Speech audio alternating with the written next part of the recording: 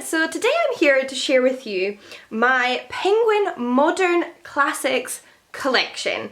I did a video a little while back on my classic special editions collections. So various different special editions of classics have been brought out that I have in my library / bookcases, what have you, home, and I had interest expressed in seeing more of my classics collections, like more of the more generic ones, more like everyday editions that you buy probably more regularly. And what I probably have the most of than anything else is Penguin Modern Classics. I say that apart from Oxford World Classics when it comes to classical literature, but I actually did a whole other video on my classical literature collection, so I'll also link that down below. I'll just like link the collection videos down below. But outside of books I've shown you in the past, I probably have mainly Penguin Modern Classics. Now I have a ton I've got myself.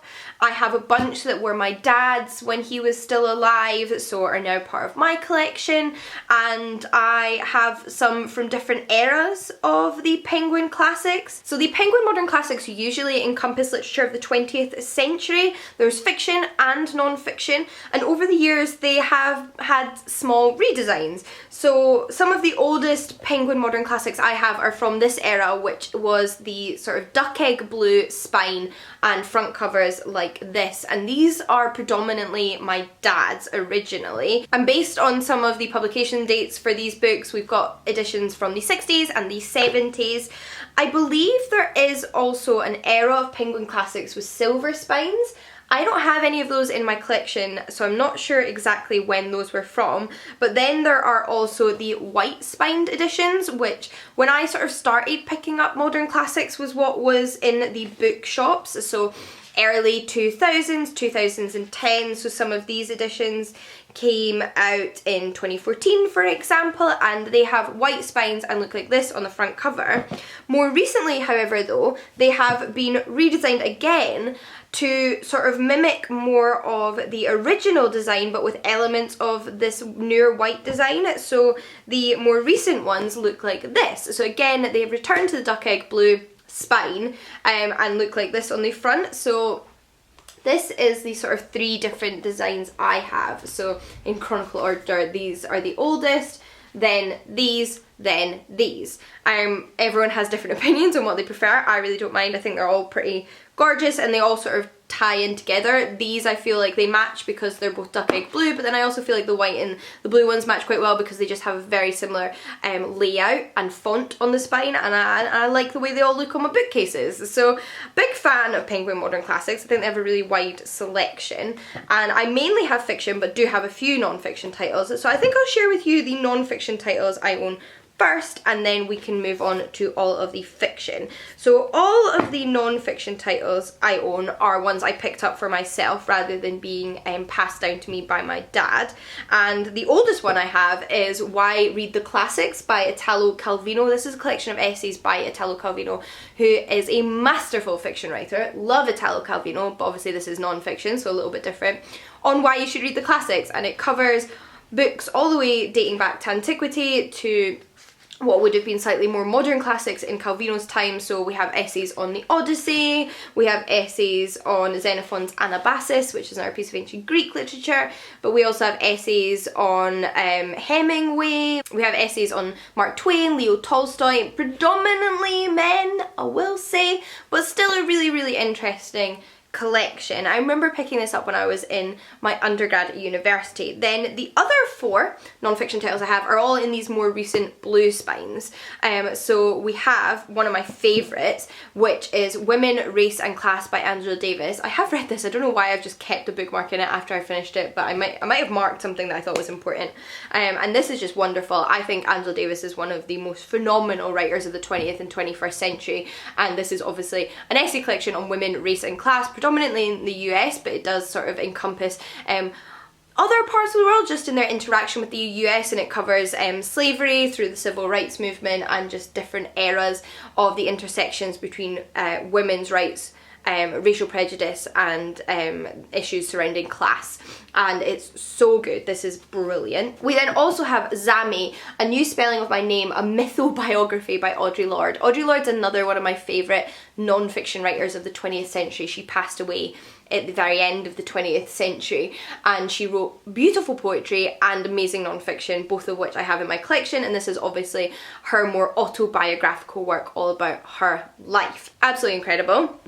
We then have two I haven't actually picked up yet, but one is really short, so I should get to it. I picked this up on a whim because I just thought it sounded so fascinating, and I've done a little bit more reading into it since and think it just sounds so brilliant. It's Pedagogy of the Oppressed by Paulo Freire, who was a Brazilian writer in the 20th century, and this is all about the way in which education is such an important tool, and the sort of denial of education is like how you maintain hierarchical systems and oppression, and why it's so important to have access to education for equality, and I need to read this, absolutely. I also have In Cold Blood by Truman Capote, which is one of like the original pieces of true crime writing. Now, I don't read a lot of true crime or listen to true crime podcasts or watch a lot of true crime on the TV. It's not a genre like I'm particularly well versed in, but I know that this is obviously quite an early piece of work in that genre and has received a lot of praise because of that, also quite determinative of the genre, so I would really like to read it and check it out and learn more. We then have my fiction collection, and first of all I'll share with you the older editions I have here, most of which, like I said, originally belonged to my dad, although at least one of these was mine originally. Actually this one was a gift from my dad. He picked this up for me secondhand, and it's A Scots Queer by Lewis Grassic Gibbon.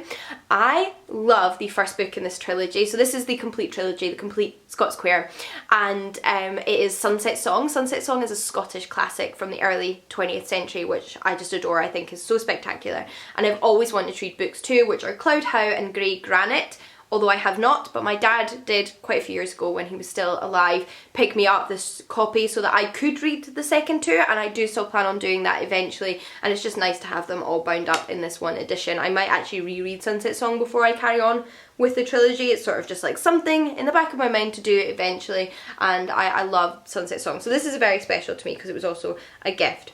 We then have, like I said, a bunch of books that originally belonged to my dad, and I haven't read any of these, so I will just zip through them. We have 3 books by Jorge Luis Borges. We have Labyrinths, which is this one. We have A Universal History of Infamy, and we have The Book of Imaginary Beings. Although I haven't read these and they were originally my dad's, I would like to try these authors, partially just because it means a lot to me to read books I knew my dad read and enjoyed, and sort of discover what he enjoyed about them. We then have Graham Greene, It's a Battlefield. I've never read any Graham Greene, but I love the film adaptation of Our Man in Havana, so I do need to read some.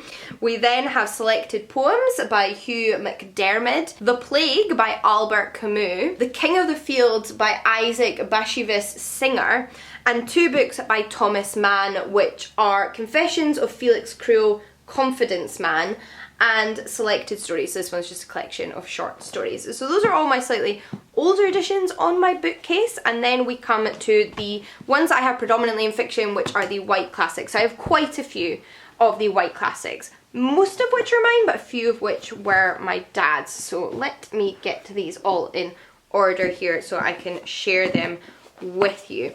I think the author I own the most books by in these editions are my Shirley Jackson collection, so I will start with them. Shirley Jackson is one of my favourite writers. She was a writer from the mid-20th century who wrote creepy, slightly eerie, psychological horror mystery novels. There's like a mixture in there. There's a bit of like dark humour in her books, and she was just such an incredible writer. So these are all the books I own by her, including The Bird's Nest, The Sundial, The Haunting of Hill House, which is probably one of her most popular and famous books, The Road Through the Wall, and Hangs a Man. I also own We Have Always Lived in the Castle, but in a different edition. So these are my Shirley Jackson modern classics. I then own 2 books by another favourite author of mine, which is Ludmila Petrovskaya. She was a Russian writer, and these are both collections of scary fairy tale, folk tale type short stories that she wrote, and these are so creepy, very Roald Dahl-esque, if that's an author that you've read the adult short stories of. It's I feel a fair comparison to sort of give you an idea of the tone. And these are There Once Lived a Girl Who Seduced Her Sister's Husband and He Hanged Himself, love stories, and There Once Lived a Woman Who Tried to Kill Her Neighbour's Baby, scary fairy tales. This is my favourite of the 2 I own, but I enjoyed them both, and I really want to pick up more because I know she has at least another 1 or 2 collections of short stories in these editions, so would like to get around to them eventually one day. I then have 2 books by Angela Carter, which are Heroes and Villains and the Fairy Tales of Charles Perrault. So this is the Fairy Tales of Charles Perrault, French fairy tale folklorist who wrote down a lot of popular well-known fairy tales like Cinderella, and this includes little bits of commentary by Angela Carter because she did a lot of work on fairy tales and fairy tale retellings. Love her work, have her books in other editions as well. And then we have Heroes and Villains, which is a novel. One I picked up for myself but still haven't gotten around to reading but really want to because I've heard incredible things is Ice by Anna Kavan. This I believe is a sort of apocalyptic dystopian novel, but you can correct me if I'm wrong because obviously I haven't read that. We then have a very well-known Scottish writer, which is Muriel Spark, and this is The Driver's Seat. This isn't one I've read by her. I've only read The Prime of Miss Jean Brodie, but do plan on reading more of her books in the future. We then have another non-fiction, which I'm now realising should have been on my non-fiction shelf. I picked all of these up off the shelves and showed them to you as they were on the shelves, but this is definitely non-fiction, so I'm going to have to move that to the right shelf, which is Reading Lolita in Tehran by Azar Nafisi. And this is the records of a women's book group in Iran, in Tehran, in Iran, and their discussions surrounding all of the books that they read together. We then have 2 books by Stanisław Lem, who was a Polish science fiction writer. Really worth checking out if you like your classic sci-fi. There's something very fairy tale-esque about his writing, although it's sci-fi.